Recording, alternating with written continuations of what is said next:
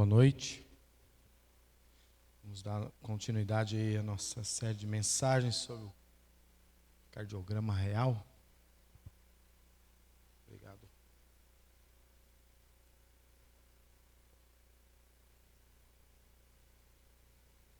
Apareceu ali arrependimento que cura, mas na verdade é arrependimento que livra. Então, vamos abrir em 2 Crônicas 12:12. 2 Crônicas 12:12.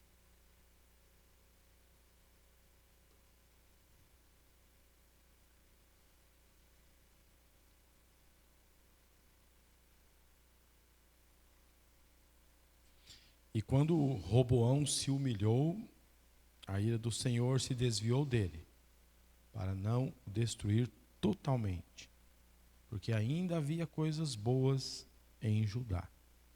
Senhor Deus, agradecemos porque o Senhor é um Deus misericordioso. E nós vimos isso na vida dos reis, um exemplo aqui, acabamos de ler. E é misericordioso para conosco o tempo todo. As misericórdias do Senhor se renovam a cada manhã, por isso que não somos consumidos.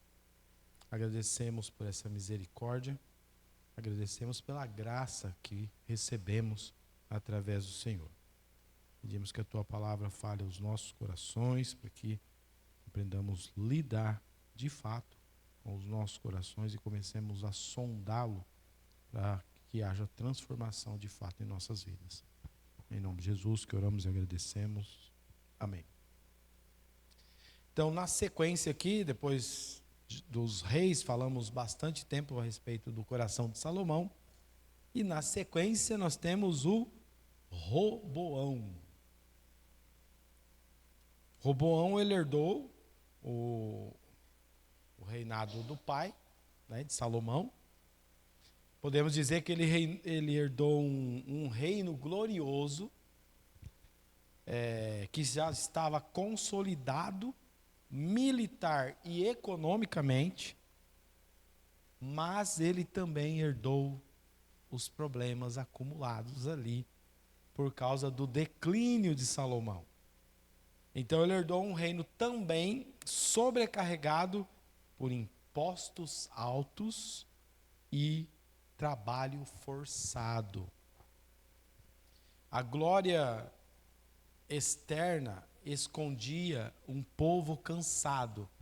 Qualquer país, né, que olhasse e percebesse Israel como um grande país, uma glória ter um rei ali como Salomão, mas o povo estava cansado. O povo clamava por alívio. Assim, logo após a morte de Salomão, Roboão foi a Siquém, onde as tribos do norte se reuniram para confirmá-lo como rei, mas com uma condição: que aliviasse o jugo pesado imposto por seu pai. Eles queriam isso, porque Salomão tinha deixado ali um reino sobrecarregado, e eles estavam sofrendo. Essa tensão revela o contraste com o reinado de Salomão. Um coração que no início era totalmente dedicado, como nós já vimos, que se perdeu na arrogância e no peso burocrático. Agora a oportunidade estava nas mãos de Roboão. Ele poderia fazer diferente. Ele poderia ter percebido o que estava acontecendo ali com o povo. Mas talvez ele vivendo na bolha dele, né, num palácio, ele não ia perceber as dificuldades do povo. Afinal de contas, ele era filho do homem mais poderoso do mundo. Então, como perceber as necessidades? Mas ele poderia ter feito diferente. Estava tudo nas mãos dele. Ele poderia ouvir o clamor do povo e ajudá-los ou perpetuar a opressão. Estava nas mãos dele. Então, nós sabemos que para tomarmos decisões, nós precisamos de conselhos sábios. Salomão sabia disso, e foi o que ele pediu no começo do reinado dele. Mas parece que Roboão não se importava muito com isso. E ele precisava tomar conselhos sábios. Então, isso nos leva para o nosso primeiro ponto aqui da nossa reflexão: os conselhos entre a sabedoria e a arrogância. Diante do pedido do povo, que estava aflito, querendo uma mudança, um novo rei, sangue novo, poderia mudar a situação deles. Roboão, então, decidiu consultar dois grupos. Nós conhecemos bem essa história. Primeiro, os anciãos que haviam servido Salomão, ou seja, sábios que trabalharam com o homem mais sábio do mundo. Homens experientes, conhecedores do coração do povo. E o outro grupo, nós sabemos que era dos mais jovens. Mas o primeiro grupo, aí, os conselheiros mais velhos, eles deram um conselho aí muito simples e, obviamente, muito sábio. No capítulo 10, versículo 7, diz: se fores servos deste povo, então eles sempre serão teu. Ou seja, ele deveria, como um rei, servir o povo. E, obviamente, a situação seria melhor e o povo estaria com ele. É muito mais fácil reinar quando o povo está junto. Mas conhecemos a história, né? Roboão rejeitou esse sábio conselho.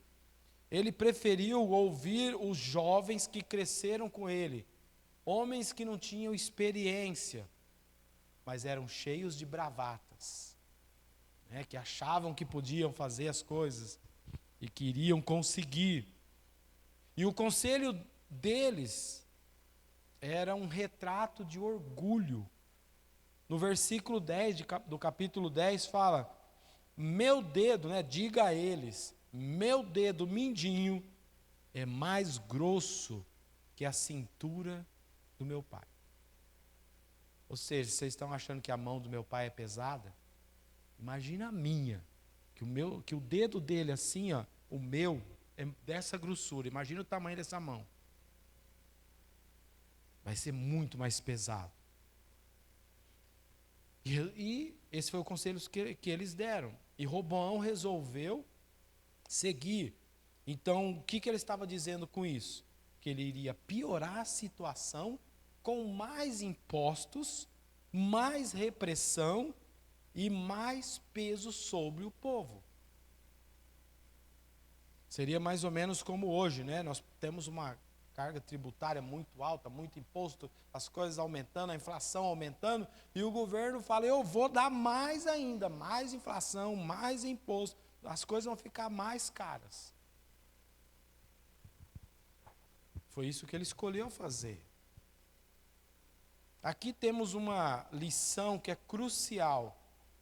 O conselho certo estava diante dele, mas a arrogância fechou seu ouvido.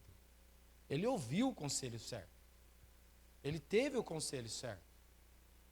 Mas a arrogância fechou o ouvido dele e ele foi e ouviu o conselho errado. Que às vezes acontece com a gente. Nós temos o conselho certo, sabemos o que a Bíblia diz, as pessoas nos aconselham a fazer a coisa certa, mas por causa da arrogância, do orgulho, nós queremos fazer do nosso jeito. E vamos lá e ouvimos o conselho do mundo ou de uma outra pessoa que realmente não sabe o que está falando. E foi exatamente o que aconteceu aqui. Lá em 2 Crônicas, capítulo 10, versículo 15, lemos que isso deveria acontecer porque isto vinha de Deus. É interessante observar isso. Por que ele aceitou o conselho dos mais jovens? Porque isso vinha de Deus. Não tinha jeito, ele ia ter que aceitar esse conselho. E aí vem aquela pergunta, mas se isso vinha de Deus e era para ele aceitar o conselho dos mais jovens, então ele não tinha culpa. Está escrito lá que ele, assim como o faraó teve o coração endurecido para não ouvir o que Moisés falava, ele também. E ele não ouviu o sábio conselho, porque isso vinha de Deus. De fato, era para acontecer a divisão, porque já tinha sido falado que ia acontecer. Se ele ouvisse o conselho dos sábios, não haveria divisão. Tinha que haver a divisão, porque Deus tinha falado que ia acontecer, não no reinado de Salomão, porque, por amor a Davi, tinha que acontecer no filho, que no caso era Roboão. Então, a lição crucial aqui. Ele não tinha responsabilidade? Será? A divisão do reino já havia sido anunciada pelo profeta Aías a Jeroboão, lá em 1 Reis 11, como juízo sobre a casa de Salomão. Ainda assim, isso não inocenta Roboão. Já tinha sido profetizado e essa coisa ia acontecer. E o motivo por que aconteceu é porque ele ouviu o conselho errado. Mas mesmo assim, não inocenta Roboão. Porque Deus não forçou o seu coração, apenas permitiu que se manifestasse o que já estava lá. O que tinha no coração de Roboão? Orgulho, insensibilidade e prepotência. Já estava lá. Ele era insensível, ele não estava nem aí para o povo, não queria saber se eles estavam passando bem ou mal, se estava pesado ou não. Ele era insensível, ele era orgulhoso. Ele foi criado assim, se formos pensar bem, o pai dele foi declinando, e ele estava vivendo aquilo ali, arrogância pura. Ele estava vivendo isso em casa. O coração dele estava totalmente orgulhoso, insensível, cheio de prepotência, achando que ainda era a potência do mundo, porque de fato era. Então imagina a prepotência de alguém que assume um país assim, esse é eu sou o todo-poderoso. Estava lá no coração dele. O cumprimento do plano divino se dá por meio das escolhas humanas. Escolhas que revelaram um coração endurecido diante da sabedoria e da correção. Ele teve a oportunidade, ele ouviu o conselho certo, mas o coração dele já estava pronto para atender os conselhos ali dos jovens. A soberania de Deus e a responsabilidade humana, elas se entrelaçam. É algo que a gente precisa entender. Tem certas coisas que Deus vai fazer, vai acontecer. Mas isso não tira a responsabilidade do ser humano que fez aquela coisa. Judas, por exemplo, ia trair. E aí tira a responsabilidade dele porque ele ia fazer isso? Não, ele traiu porque ele realmente era um traidor. É o que estava no coração dele, fazia parte da personalidade dele e ele obviamente pagou por isso. Então, essa soberania de Deus e a responsabilidade humana, elas se entrelaçam. O plano de Deus não destrói a liberdade humana, apenas mostra quem nós somos. O plano de Deus não vai tirar a nossa liberdade, mas vai mostrar quem que nós somos, quando nós tomamos as decisões erradas e fazemos as coisas erradas. Roboão não foi um fantoche, porque se olhar desse jeito, ele tinha que escolher o conselho ruim, então era como se fosse um fantoche, assim todo mundo seria fantoche. Se fosse para ser fantoche, Deus não precisaria ter colocado a árvore do conhecimento do bem e do mal lá no jardim. Era só colocar todo mundo sem pecado e a gente ia obedecer o tempo todo, e nunca seria testado. Seria tipo fantoche mesmo. É mais ou menos como alguém que cria um robozinho para ficar fazendo as coisas que quer e só faz aquilo e não dá liberdade para o robô mudar essa opção. Ele só vai obedecer aquilo que o Criador fez. Mas Deus não fez isso no começo. Ele deu liberdade, deu livre-arbítrio. Nós tivemos escolha. Então não faria sentido ter outros fantoches na mão de Deus, né, como Roboão, por exemplo, e entre outros na história. Não faz sentido. Ele não era um fantoche. Ele tomou uma decisão legítima. Suas escolhas foram alinhadas com o coração dele. E o preço que pagou foi justo. Porque realmente tomou aquela decisão. Ele escolheu o mau conselho. E não podemos culpar Deus por isso. E obviamente veio o preço. Ruptura do reino de Israel. Ao ouvir a resposta dura de Roboão, as 10 tribos do norte se rebelaram. Sob a liderança de Jeroboão, romperam com a casa de Davi. Israel se dividiu. Judá ao sul, Judá e Benjamim, 2 tribos, e alguns levitas. Israel ao norte. Roboão ainda tentou reagir com força, reuniu 180 mil soldados para reconquistar o norte à espada, à força. Mas Deus enviou o profeta Semaías dizendo: não subireis, nem pelejareis contra vossos irmãos.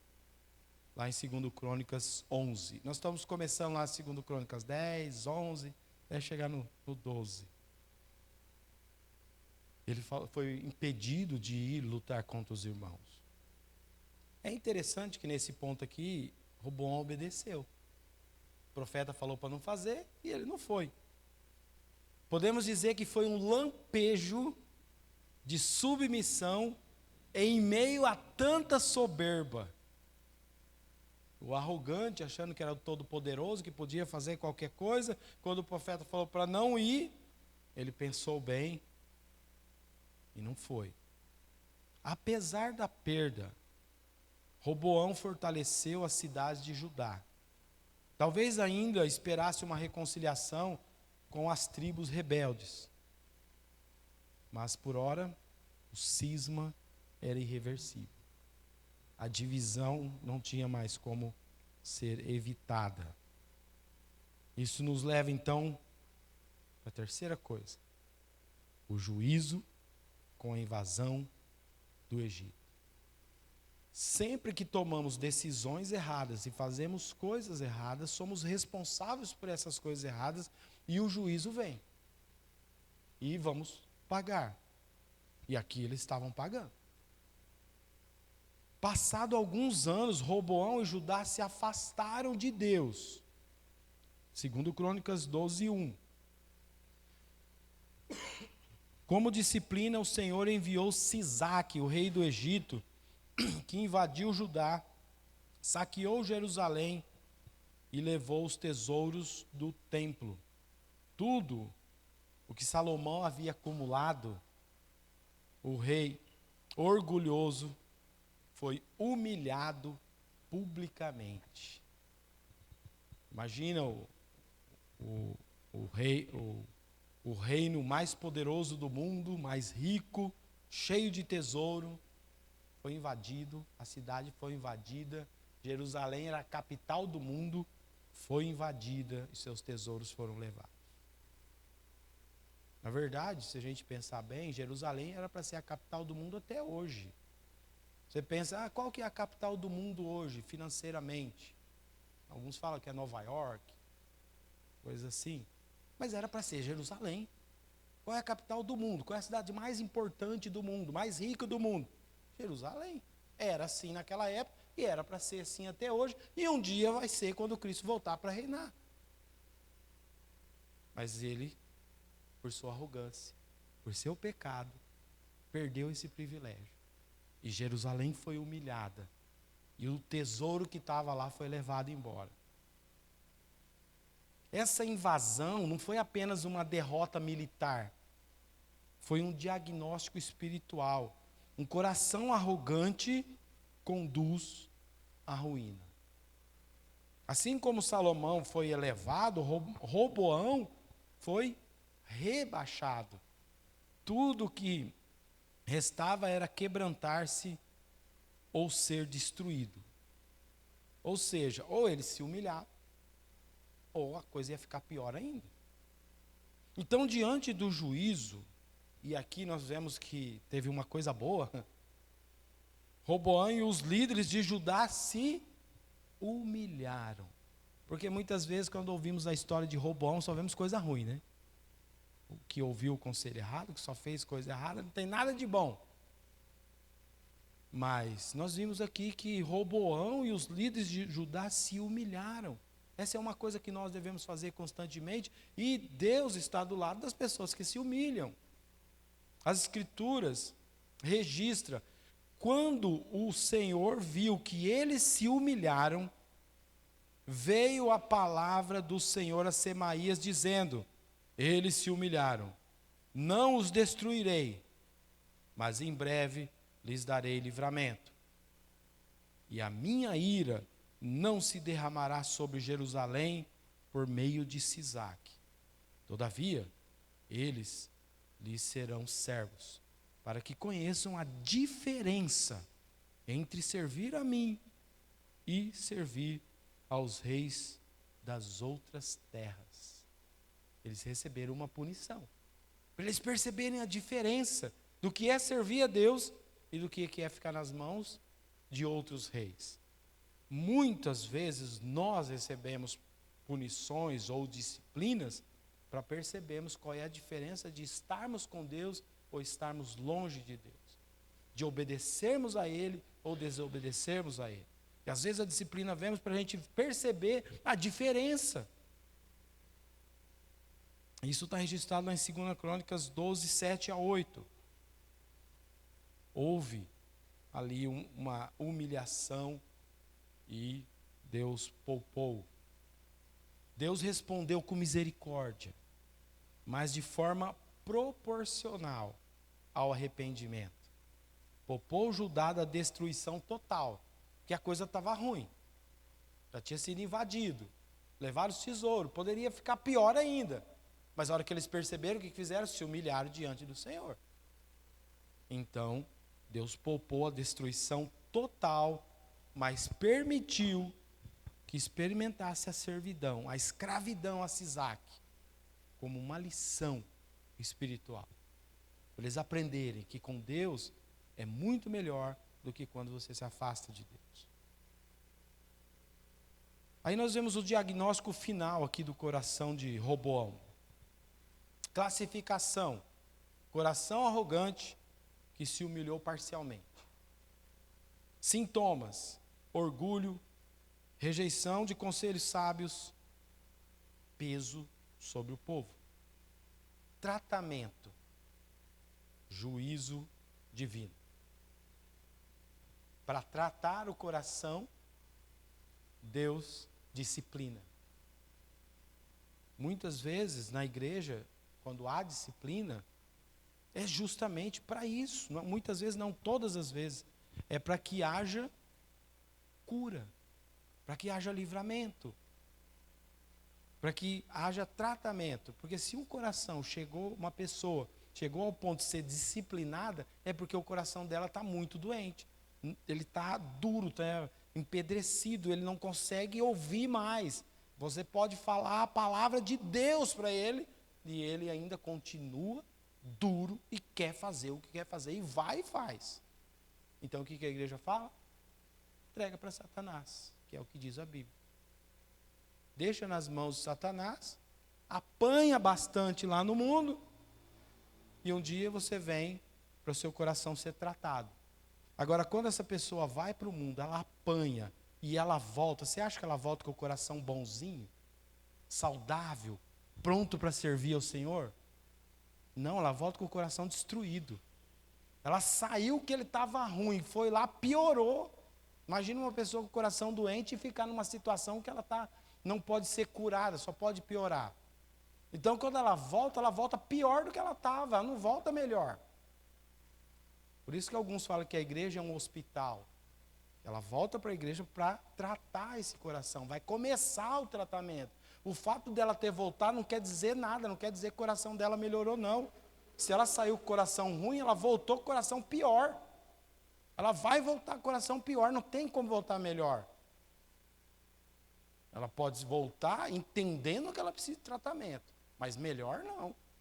Porque a disciplina lá, ela vai servir para castigar. Aí ela voltando, aí nós vamos tratar. Então o tratamento para coração duro que não obedece ao Senhor é juízo, é disciplina. Não tem outra opção. Prognóstico. Misericórdia para quem se humilha, mas com consequências para um coração dividido. Vemos essa ambivalência em muitos reis de Judá, né? meio a meio, que muitos que tiveram momentos, nós vamos ver na sequência dessa história dos reis, muitos tiveram momentos de fidelidade, mas não um coração totalmente dedicado. Uma hora faz uma coisa certa, outra hora não. É o caso aqui de Roboão. Foi uma coisa boa. Se humilharam, mas não foi totalmente.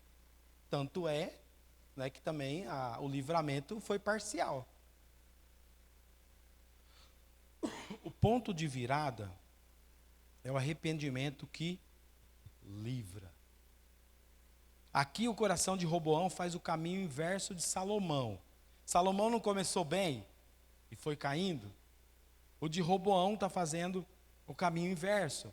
O pai começou como sábio e terminou dividido. Roboão começou orgulhoso, mas diante do juízo se humilhou.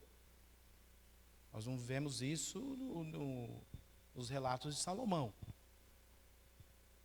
E lá no versículo 12, que é o nosso versículo chave, que ali no começo diz: e quando Roboão se humilhou, a ira do Senhor se desviou dele para não o destruir totalmente, porque ainda havia coisas boas em Judá.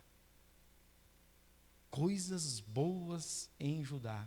Um coração que se humilhou. E os líderes se humilharam.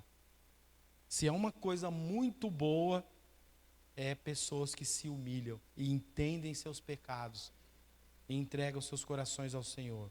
Um ato de arrependimento abriu uma fresta de esperança para Judá. Talvez Judá, o reino foi dividido, isso não tinha jeito, mas poderia ser um bom reino, se ele fosse um rei que tivesse entregado seu coração ao Senhor. Não precisaria ser um caos, Judá, não precisaria acontecer o que aconteceu. No entanto, a história de Roboão não é simples. Apesar desse momento de humilhação, a Escritura faz uma avaliação final que é severa. Ele atingiu mal, aliás, ele agiu mal porque não dispôs o seu coração para buscar o Senhor. É o que diz o versículo 14. Está mostrando o que era o coração dele. Ele agiu mal porque não dispôs o seu coração. Muito específico. Roboão era um homem de coração meio a meio. O que é um coração meio a meio? Meio obediente, meio desobediente. Meio agradável, meio desagradável ao Senhor. Coração meio a meio. Muitas vezes nós somos assim também. Né? Obedece malemados, mas também não desobedece tudo, né? É mais ou menos desobediente, né? Agradável mais ou menos, mas também não é totalmente desagradável ao Senhor, é mais ou menos, tudo meio a meio, tudo meia boca. Seu arrependimento, embora genuíno, em um momento, não refletia uma busca contínua por Deus. A misericórdia divina veio, mas de forma proporcional. Deus poupou Judá da destruição, mas permitiu que enfrentasse as consequências de um coração que não se entregou completamente. E a Escritura é clara ao afirmar, lá em Tiago 4,6, 1 Pedro 5,5, Deus resiste aos soberbos, mas dá graça aos humildes. Cingivos de toda a humildade, porque Deus resiste aos soberbos, contudo aos humildes concede sua graça. O orgulho revela barreiras, ele levanta barreiras que são intransponíveis diante da graça. Enquanto a humildade abre as comportas do favor divino. Então, a resistência de Deus ao soberbo não é uma indiferença passiva. Olha bem o que eu estou falando aqui. A resistência de Deus ao soberbo não é uma indiferença passiva, mas uma oposição ativa. Deus resiste ao soberbo. Por outro lado, a graça é dada aos que reconhecem que nada merecem. A contrição do coração é o solo fértil onde a graça floresce. Foi assim com os profetas, com os reis arrependidos, com o publicano no templo. É assim conosco. O caminho para o favor divino sempre passa pela humildade. Sempre. Se formos orgulhosos, Deus resiste. Se formos humildes, então podemos ser transformados. Essa história nos ajuda a entender, e ela mostra, a história de Roboão mostra que a soberania de Deus não faz de nós marionetes. Deus não força ninguém a pecar. Se você pecou, a culpa é tua. Não foi Deus que te forçou a pecar. Quando você peca, esse pecado revela o teu coração.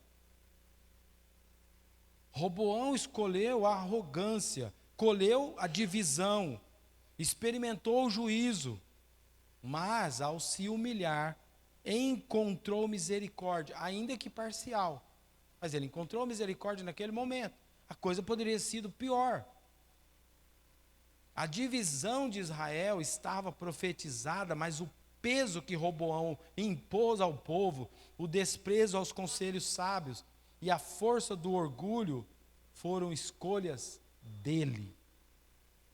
É isso que torna seu arrependimento, mesmo imperfeito, tão significativo. Porque às vezes passa batida esse detalhe da história de Roboão. Mesmo que foi algo imperfeito, é muito significativo. Isso significa o que para nós? Até corações endurecidos podem se render quando confrontados pela disciplina de Deus. Roboão não foi um rei exemplar. Seu coração dividido, meio a meio, o levou a colher tanto disciplina quanto misericórdia. Sua história é uma janela para a graça. Seu início foi duro. Olha o que ele herdou do pai, uma situação bem complicada. Seu reinado foi dividido, foi marcado na história como aquele que dividiu a nação de Israel. Mas seu fim aponta para um Deus que ouve corações quebrantados, mesmo que apenas momentaneamente. Em um lampejo ali de sensatez, ele se arrependeu. E a coisa não ficou tão ruim. Ele se humilhou diante de Deus. Corações arrogantes vão colher disciplina. Corações humilhados, ainda que parcialmente, como é o caso dele, colhem misericórdia. A mensagem é clara. O arrependimento, mesmo imperfeito, abre as portas da graça divina. Mas a verdadeira restauração exige uma busca contínua por Deus. Ainda hoje, o arrependimento livra.